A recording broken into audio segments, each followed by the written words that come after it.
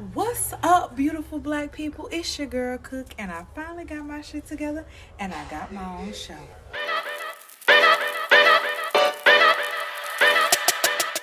I have to start off by saying Happy New Year, Happy New Year.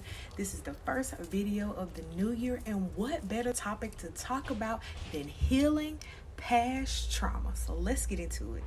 Healing past trauma simply means that you're doing the inner work that you need to do to ensure that you're going to reach your maximum potential as a person. You've addressed those issues from your past and no longer are letting them hold you back.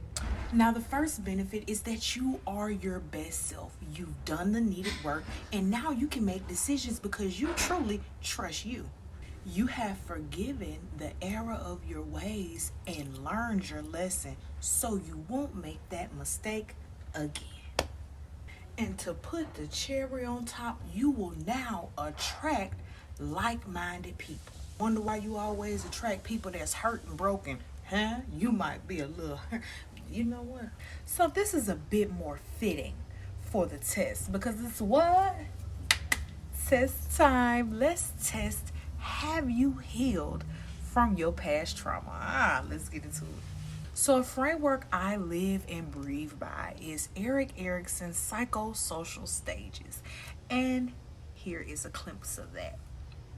All right, now in this graph, you see the special virtues or the lessons to be learned in each time period of your life. Now, I know a lot of us didn't go through life all the same. So here is where we go through this checklist to see, was this handled? Because if it wasn't, we may need to go back and address that. Now, here's a better look at the chart, so you can go ahead and pause the video here, go through each age demographic and see if that conflict was handled, that virtue was achieved, and how this can help you as you grow up. This is a self-assessment. That means you got to be real with yourself. If you feel like something is missing or something was left behind, here is the time to start that work. New location. You guys, today has been a long day, so bear with me. We're at home, and if you know one thing about Cook's neighborhood, baby, I'm going to leave you with a tip. If I don't do nothing else, I'm going to leave you with a tip. Let's get into it. Tip number 1, talk about it. Don't talk about it, be about it. But you know what I mean. Talk about it. Say something. Whether it's a friend or it's in a therapeutic session with a professional.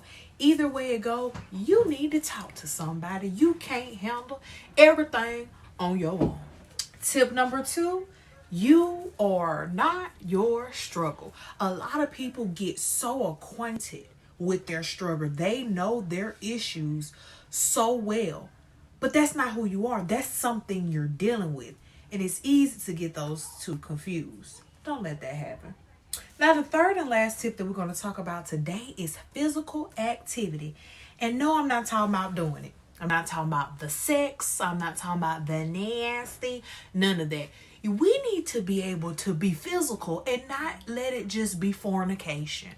You know, a little yoga, a little working out, little meditation, something, anything else. Sex is not always it. And now it's time for your Cook's Crumble. My intentions were good, but they were never good enough.